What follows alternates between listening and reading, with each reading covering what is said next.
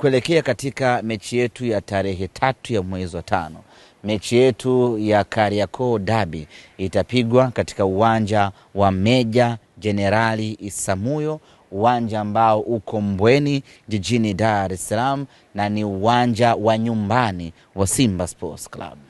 Sawa, kwa nini uwanja wa Isamuhyo? Kwa sababu kwa vinazungumzwa viwanja vingine tofauti kama lipo ndani ya uwezo wako.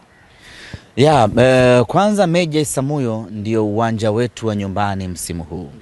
Lakini kabla ya hapo sisi Simba interest yetu ama matakwa yetu, mechi hii ya Kariakoo Derby tulitaka ichezwe katika uwanja wa Benjamin Mkapa, na hivyo ndivyo ambavyo tulikuwa tumekubaliana kwa maana ya vilabu, mamlaka za mpira pamoja na mamlaka za serikali, ya kwamba mechi kubwa za nchi hii ya Tanzania zitapigwa katika uwanja wa Benjamin Mkapa. Na baada ya kufika ratiba ya mechi hii, Simba kama kawaida yetu tukatuma maombi kwa wamiliki wa uwanja kwamba tunataka dabi yetu ichezewe katika uwanja wa Benjamin Mkapa.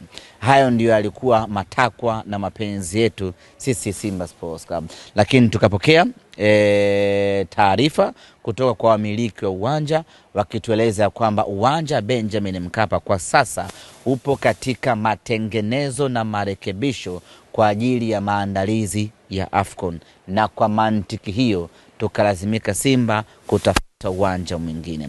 Baada ya kukosa uwanja Benjamin Mkapa, chaguo letu la pili ama chaguo letu la kwanza baada ya Benjamin Mkapa ikawa ni uwanja wetu wa nyumbani ambao tumeanza kuutumia tangu msimu huu umeanza, uwanja wa Meja Jenerali Isamuhyo.